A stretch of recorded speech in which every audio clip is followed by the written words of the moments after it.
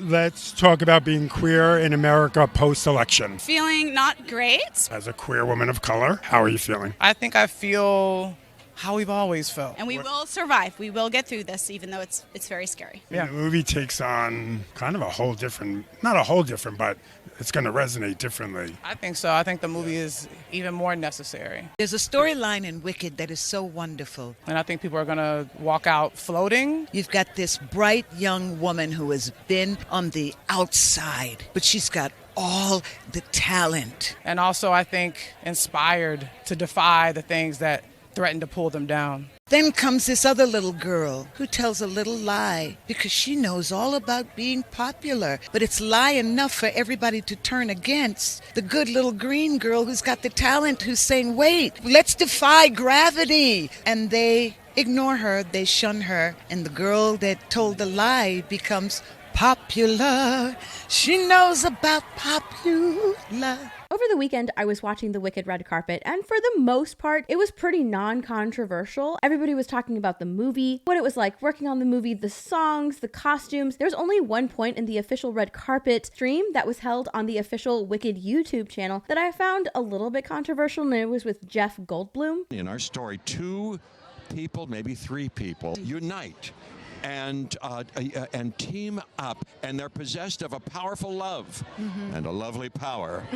They just may be the linchpin for the critical mass which can turn around the misguided ship of state. Amen. If that's not a story for our time, I'd like to know what. Now more than ever. But other than that, the red carpet went by without any type of issues, which was pretty cool. And then I saw Variety and their interviewer that was at the red carpet asking some very political questions regarding the results of the election to select people on the red carpet. And that's something that I had a really big issue with, just because this is a movie premiere. A red carpet should be a place to celebrate the movie that you're going to be in. Instead, they took the opportunity to talk about Donald Trump and his win over Kamala Harris. And not only that, just like Jeff Goldblum did, a couple more people tried to make this movie Wicked political, saying that it will resonate with the audience even more because Kamala Harris lost to Donald Trump. And what's really hilarious to me is that this Variety interviewer is the same person that was asking the stars of Agatha All Along if this was the gayest Marvel superhero show ever. The gayest project Marvel has ever done. But Agatha is the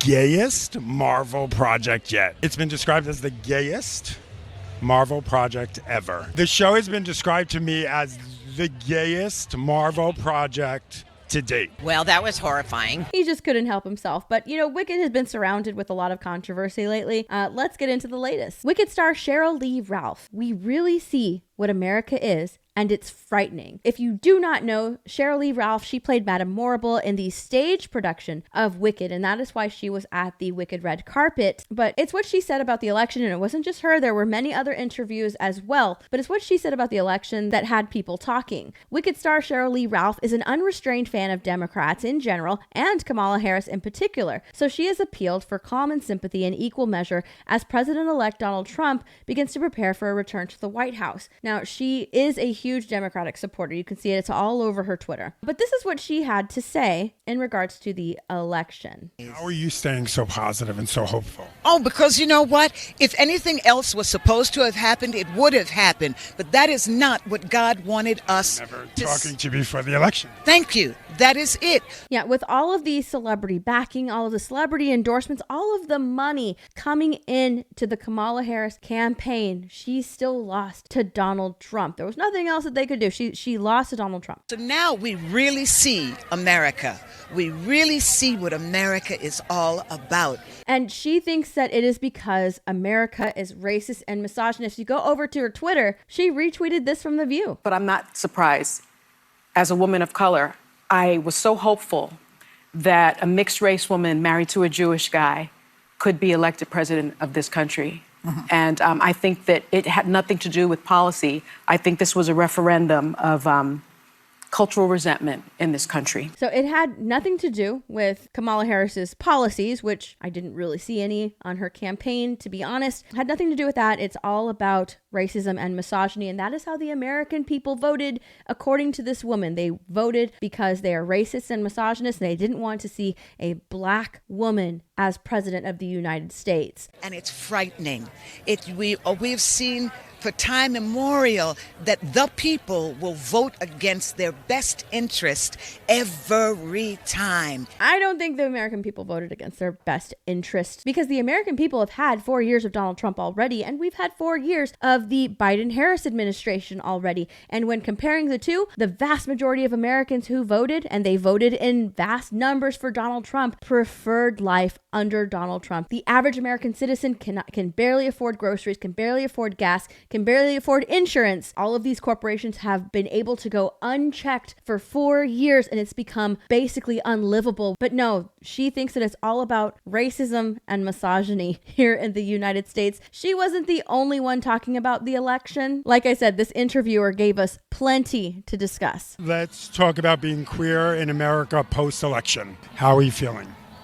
Feeling not great, but also hopeful, knowing that I have our community. I feel more invigorated than ever to be surrounded and uplift my community and continue to dream and to create art and support one another more than anything. And that's been my whole life. And no matter what's happening in the political climate, I will always be there for my community and will always try to help organize and uplift one another, because it is scary out there. So it really isn't that scary. Like, if you do a little bit of research, you will see that Donald Trump has always been inclusive of, the LGBTQ community. He doesn't really care who you sleep with. If you're an American citizen, he will fight for you. Just want to talk to you a little bit about the election as a queer woman of color. As a queer woman of color. That's interesting how he started the question. How are you feeling?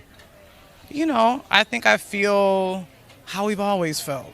I know where I live. I know where I live. I feel how I've always felt. I know where I live. As if I know where I live. This isn't a surprise to me. America has always been racist and misogynist. I know where I live.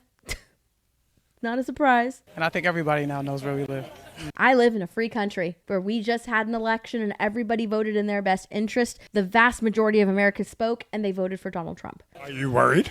Look, I think tonight is about art. They try to steer the conversation away from the election talk, because he asked her if she's worried, and she's like, tonight is about art. She doesn't really want to answer the question, and I could kind of see that, but then it goes in a little bit of a different direction. And this is a time for artists to go to work.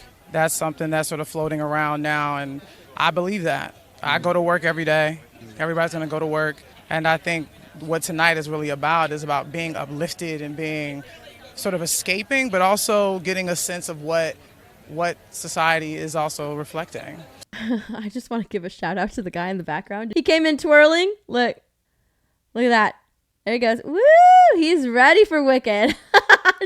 So this next part is what I really want to talk about, because they actually end up making the movie Wicked political, as if it is reflecting the presidential election. Takes on kind of a whole different, not a whole different, but it's going to resonate differently. I think so. I think the movie is even more necessary.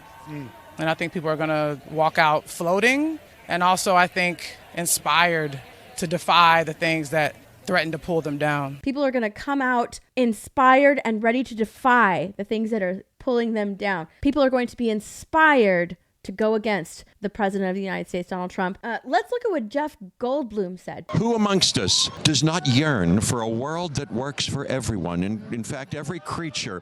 And when, in our story, 2 people, maybe 3 people, Jonathan Bailey included, unite and team up, and they're possessed of a powerful love and a lovely power.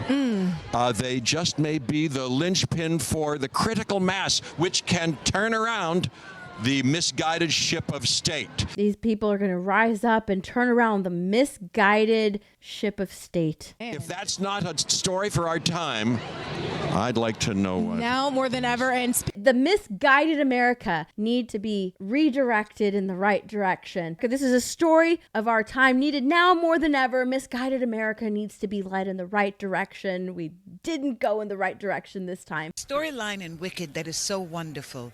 You've got this bright young woman who has been on the outside, but she's got all the talent, everything.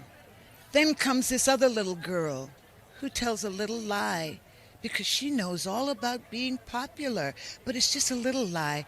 But it's lie enough for everybody to turn against the good little green girl who's got the talent, who's saying, wait, let's defy gravity.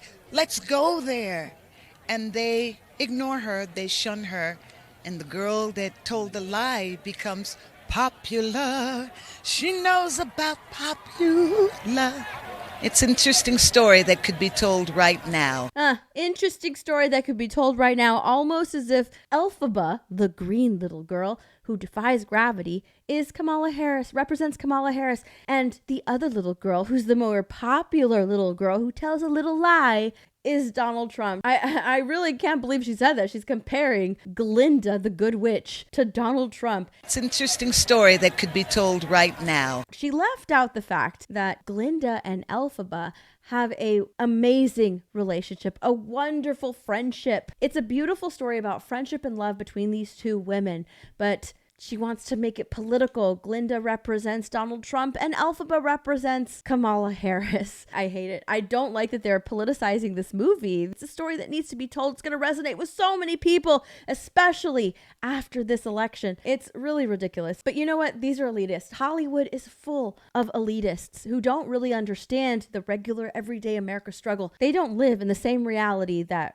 we regular American citizens do. They didn't get their way. The person that they backed, that they fully supported, did not become president. And now everybody is throwing a hissy fit. They're politicizing the movie Wicked. It's freaking ridiculous. But whatever. You know, Wicked is not without its controversies. There's been quite a few. And this is just another one to throw on the pile of controversies. I have no doubt in my mind that the movie Wicked will do very, very well. It has a huge fan base. It's like the 4th longest running Broadway musical. It is extremely successful globally. So I have no doubts that this movie is going to perform extremely well. What I do have an issue with is with these stars coming out here and politicizing this movie, because when they do that, when people go and see it, that's the only thing that's going to be on their mind. And that's really not what you want the takeaway to be from this movie. So it's really disappointing to see, especially as a fan of Wicked, but I don't know. I guess I'm used to it by now. Anyway, that's it for me. Leave your thoughts in the comments below, and I'll see you in the next video. Bye.